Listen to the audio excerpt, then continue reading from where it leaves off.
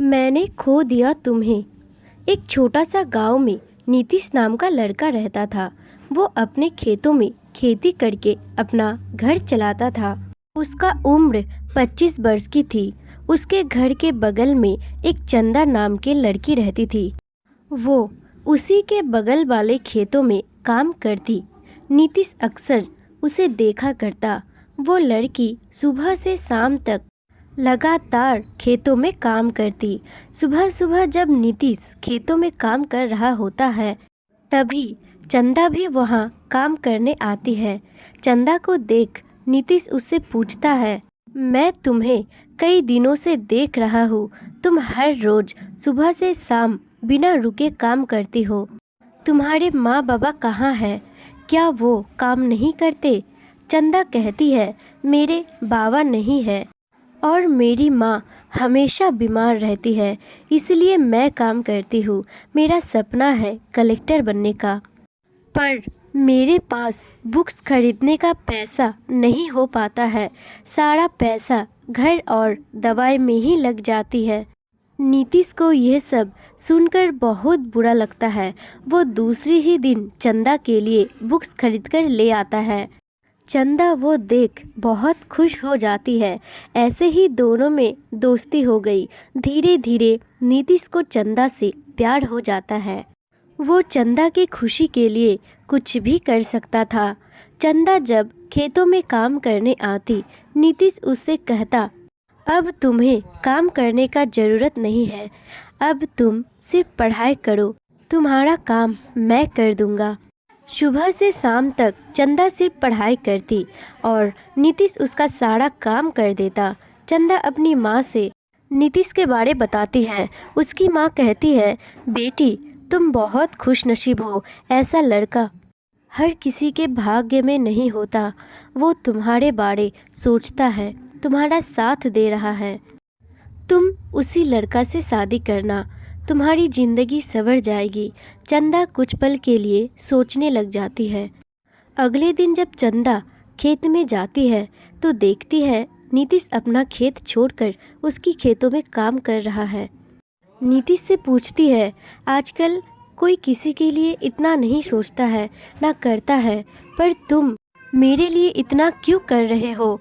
तभी नीतीश कहता है, चंदा तुम्हारा मेहनत और लगन देखकर मुझे तुमसे प्यार हो गया। चंदा बोली, क्या तुम मुझसे शादी करोगे? नीतीश कहता है, हाँ मैं तुमसे शादी करूँगा और तुम्हें हमेशा अपनी रानी बनाकर रखूँगा। देखते ही देखते दोनों की शादी हो जाती है। नीतीश चंदा को पढ़ाई का सारा खर्चा उठा लेता है। बहुत मेहनत करके उसे पढ़ाता था। चंदा अपने एग्ज़ाम क्लियर कर लेती है। इंटरव्यू के लिए उसे मुंबई से कॉल आता है, पर उस समय चंदा को मुंबई भेजने के लिए नीतीश के पास 1 रुपये भी नहीं होता है। चंदा को इस बात का खबर नहीं था। उसका सपना पूरा होने का खुशी उसके फेस पर पूरी झलक रही थी।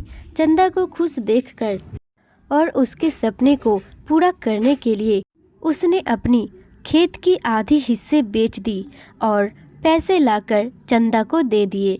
चंदा को इस बात की खबर नहीं थी। वो अगले ही दिन सुबह की ट्रेन से मुंबई चली जाती है और इधर नीतीश भूखे प्यासे मंदिर जाकर चंदा के लिए प्रार्थना करता है। नीतीश ने ठान लिया, जब तक चंदा इंटरव्यू में पास नहीं हो जाती तब तक वो पानी का एक बूंद नहीं पिएगा। शाम को चंदा का कॉल आता है। वो कहती है, नीतीश मेरा सिलेक्शन हो गया, मेरा सपना पूरा हुआ। नीतीश आज मैं बहुत बहुत खुश हूँ। नीतीश कहता है, चंदा अब तुम जल्दी से घर आ जाओ। चंदा कहती है, नीतीश मैं अभी कुछ दिन नहीं आ पाऊँगी, मुझे यहीं रहना होगा, 2 दिन बाद ट्रेनिंग है। तो नीतीश कहता है, ठीक है, अगर तुम्हें और पैसा का ज़रूरत हो तो मुझे बताना और अपना ख्याल रखना। कुछ दिन बाद चंदा का कॉल आता है। वो कहती है, नीतीश मुझे 10,000 रुपये चाहिए, दिल्ली में मेरा जॉइनिंग है, मुझे अब दिल्ली जाना होगा। तुम टेंशन मत लो चंदा, मैं पैसा भेज दूंगा। बोलकर नीतीश कॉल काट देता है और पैसा का इंतजाम करने लगता है। बेचारा नीतीश जैसे तैसे चंदा को पैसा भेजता है और चंदा का जॉइनिंग भी हो जाती है। नीतीश उसको कॉल करके कहता है, चंदा अब तो तुम्हारा जॉइनिंग हो गया, अब तुम कुछ दिन के लिए घर आ जाओ, तुम्हारी बहुत याद आ रही है। चंदा बोली, ठीक है नीतीश, मैं कुछ दिन के लिए आ जाऊंगी। देखते देखते महीना बीत गए। उसके बाद चंदा का ना कोई कॉल आया ना ही कोई खबर। नीतीश बहुत घबरा जाता है। चंदा ठीक तो होगी, कहाँ है कहाँ नहीं। कल ही सुबह की ट्रेन से नीतीश दिल्ली चला जाता है। वह किसी तरह पूछताछ करके चंदा का ऑफिस पहुंच जाता है और देखता है चंदा अपने बड़े ऑफिसर से बात कर रही थी। हम लोग अब जल्द ही शादी कर लेंगे। मेरा जो पति है वो एक नंबर का गवार है, उसको कुछ भी नहीं आता है, उसके साथ रहकर मेरी ज़िंदगी बर्बाद हो जाएगी। मैं जानबूझ के अपना फ़ोन बंद रखी हूँ ताकि वो गवार मुझ तक ना पहुँच पाए। नीतीश ये सब सुनकर चौंक जाता है। उसके आंखों में आंसू आ जाते हैं।